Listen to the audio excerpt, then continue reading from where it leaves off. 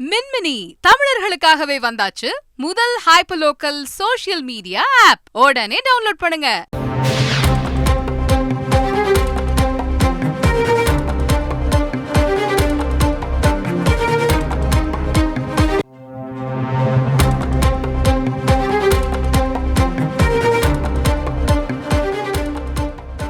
தமிழகத்தின் பல்வேறு பகுதிகளில் நடைபெற்ற சோதனை தொடர்பாக என்ஐஏ தற்போது விளக்கம் அளித்திருக்கிறது. அதன்படி விடுதலை புலிகள் அமைப்பினருடன் தொடர்பில் உள்ளவர்களுக்கு சொந்தமான இடங்களில்தான் சோதனை நடத்தப்பட்டுள்ளதாக என்ஐஏ விளக்கத்தில் தெரிவித்திருக்கிறது.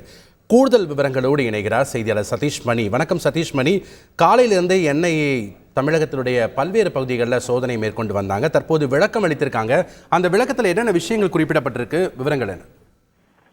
தமிழகம் முழுவதும் 6 மாவட்டங்களில் 10க்கும் மேற்பட்ட இடங்களில் நாம் தமிழர் கட்சியை சேர்ந்த நிர்வாகிகளுக்கு சொந்தமான இடங்களில் இன்று காலை தேசிய புலனாய்வு துறையினர் அதிரடியாக சோதனை மேற்கொண்டனர். இந்த சோதனை தற்போது முடிவுற்று அதனுடைய என்னென்ன கைப்பற்றப்பட்டது குறித்த விவரங்கள் வெளியாகிருக்கிறது.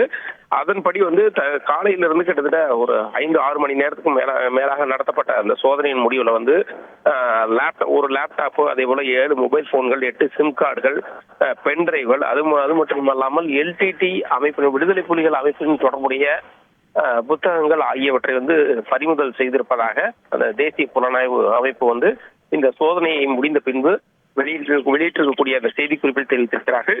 இந்த தற்போது நடத்தப்பட்ட இந்த சோதனையானது ஏற்கனவே நாம் இன்று காலையிலேயே அந்த செய்தியை குறிப்பிட்டிருந்தோம். சேலம் ஓமலூரில் கடந்த 2 ஆண்டுகளுக்கு முன்பாக 2 இளைஞர்கள் யூடியூப்பை பார்த்து துப்பாக்கி தயாரித்ததாக அவர்களை கியூ பிரான்ச் போலீசார் கைது செய்திருந்தார்கள். அவர்கள் ஒரு தீவிரவாத அமைப்புடன் தொடர்பு இருப்பதாக அந்த சந்தேகத்தின் அடிப்படையில இந்த வழக்கானது அப்போதே தேசிய புலனாய்வு துறைக்கு மாற்றப்பட்டது. அவர்களிடம் தொடர்ந்து நடத்தப்பட்ட விசாரணையின் அடிப்படையில தான் தற்போது நாம் தமிழர் கட்சியை சேர்ந்த நிர்வாகிகள் விடுதலை புலி அமைப்புகளுடன் தொடர்பு இருப்பதாக வந்த தகவலை அடுத்து இந்த சோதனையை நடத்தி முடித்திருப்பதாக தேசிய புலனாய்வு அமைப்பினர் தெரிவித்திருக்கிறாங்க.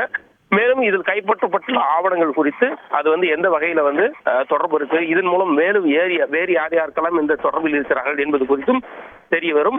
அதே வேளையில் ஏற்கனவே இவர்கள் அதாவது 5ஆம் தேதி ஆஜராவதற்கு சம்மன் அனுப்பப்பட்ட விவகாரம் நாம் தமிழர் கட்சியினர் இது தொடர்பாக நீதிமன்றத்தை நாடினர்.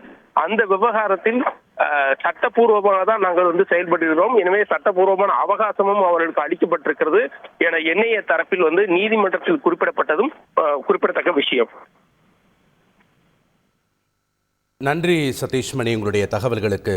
தமிழகத்தின் காலையிலிருந்து 6 இடங்களில் நடத்தப்பட்ட என்ஐஏ சோதனையில் லேப்டாப், செல்போன், சிம் கார்டு உள்ளிட்டவைகள் பறிமுதல் செய்யப்பட்டிருப்பதாக என்ஐஏ தற்போது விளக்கம் அளித்திருக்கிறது. விவரங்களை செய்தியாளர் வழங்க நாம் பார்ப்போம்.